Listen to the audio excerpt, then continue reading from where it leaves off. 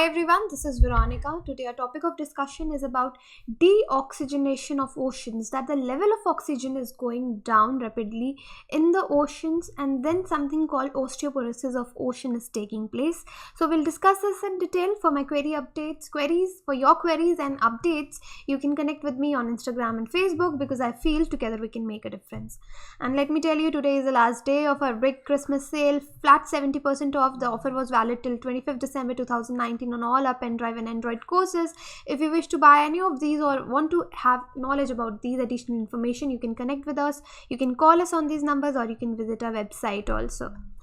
So now let me tell you what is the relevance of this topic in your exams. So it will be covered in your mains paper 1, climatic change, and then at objective level you should know about osteoporosis of the sea. What is this term standing for? What does it mean? Subjective level, what are the various impacts of ocean warming? So the context today, we are studying this because the world's ocean have less oxygen today. So here we are comparing them from the oxygen in them in the years 1950 or 1960. So now the oceans have much lesser oxygen according to a new study. So this has been reported by IUCN. So you tell me in the comment box, what is the full form of IUCN?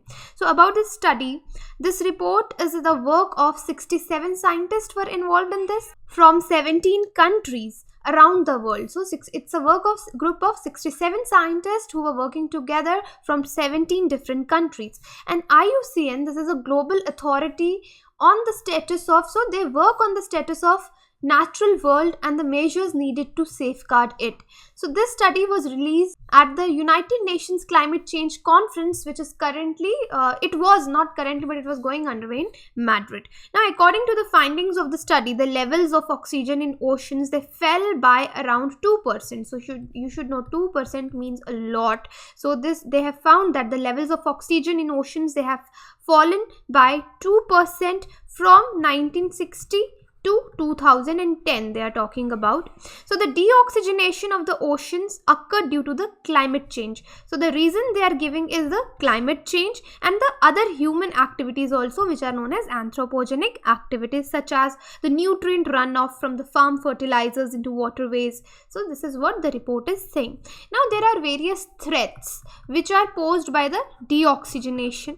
These threats in the many parts of the world include, for example, is given here, western coast of United States. So there we have seen large number of fishes are dying. So this is a clear example which shows the ways in which deoxygenation is actually choking the oceans. And also the loss of oxygen. So this is loss of oxygen. The oceans are becoming more acidic. So ocean acidification is also taking place due to ocean oxygen deoxygenation. Ocean acidification is taking place, and this phenomena has resulted where the creatures like shellfish, they are losing their shells. So it is made up of calcium or something, metals like nutrients like that. So they are losing the shells, their shells are being degraded, dissolved, and this phenomena is known as osteoporosis of the cell. So here, like oysters are being affected, shellfish is being affected, coral bleaching is taking place. So this is known as osteoporosis of the sea. So apart from their declining oxygen content, oceans have, since we are talking from middle of the 20th century, oceans have absorbed 93% of heat associated with human-caused greenhouse gas emissions. So you can see ocean warming is taking place due to greenhouse gases which are emitted by human beings. So this is leading to mass bleaching of coral reefs. So what you can say, there's a mass bleaching of the coral reefs which is taking place. So I have made a separate video also on the mass bleaching of the coral reefs also. And also, since the water occupies, the warm water here actually, it occupies more space than the cooler water. So NASA is estimating that this is the reason for roughly a third of the rise in sea levels. So definitely warmer water, it needs to have more space, it covers more space, so there is a sea rise also. Okay, so now here the primary cause, if we talk about the causes of deoxygenation, so the primary causes being eutrophication, which is increased nutrient runoff from land and sewage pollution. Then there is nitrogen deposition from burning of fossil fuels. Then we are seeing widespread impacts from ocean warming, which we already discussed. So ocean oxygen loss is closely related to ocean warming and acidification, which is in turn caused by human activities, or you can say anthropogenic carbon dioxide emissions, and the biogeochemical consequences which are related to the human beings, the fertilization we are doing, anthropogenic fertilization of the ocean also, which is not needed. So as this ocean is warming up, its water holds less oxygen and it becomes more buoyant. Okay, the spelling is B-U-O-Y-A-N-T, buoyant. So it results in reduced mixing of oxygen-rich water near the surface with the ocean depths, which naturally contain less oxygen.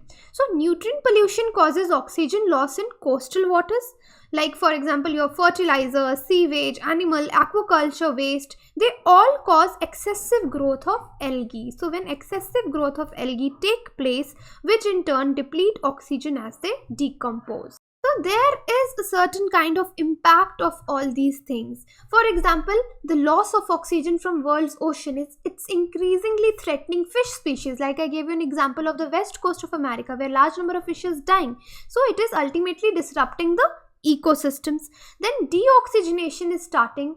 The balance of marine life, which favors low oxygen tolerant species, they are rising, because in marine life you will find the species which needs very low oxygen. So if oceans, there's a depletion of oxygen in oceans, these low oxygen tolerant species, they will increase. For example, microbes, jellyfish and some squid. And there are some sensitive creatures, fishes, marine species which need more oxygen, so they will die. So these low tolerant species will rise at the expense of low oxygen sensitive ones.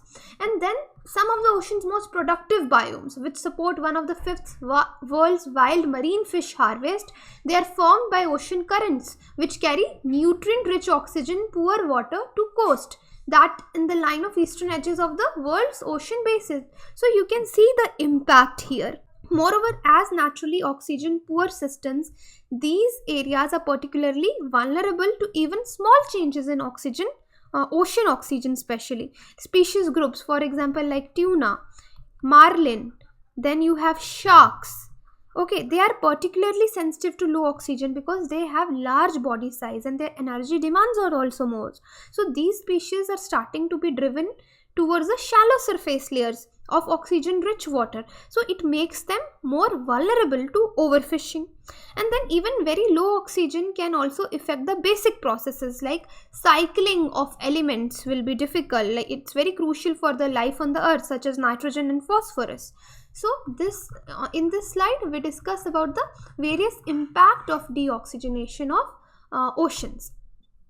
Now what could we do, what we can do? So we can raise our ambitions to tackle climate change. See, there is an urgent need to dramatically raise our ambitions to tackle climate change before human actions irreparably impact and change the conditions favorable for life on Earth.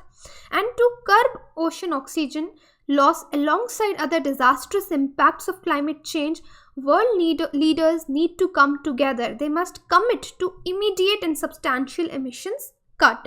So there is need to decisively curb greenhouse gas emissions as well as nutrient pollution from agriculture and other resources. So this needs to be done, whether you do it at global level where global leaders come together, or you do it at the community basic level where the people about it start from the community guidelines.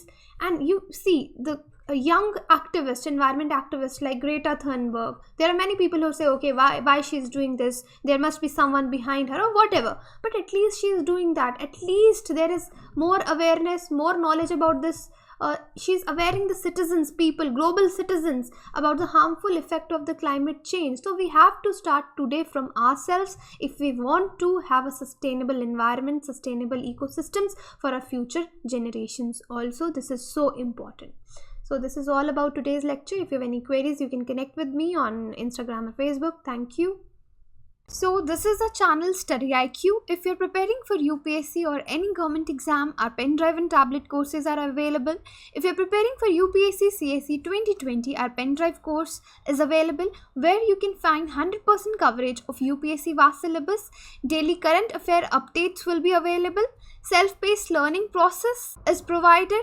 This course has been prepared by top faculties of StudyIQ, and now you can purchase this course at Rs 625 per month only. For additional information, you can visit our site, and there are the phone numbers also given. You can call them and gain the additional information.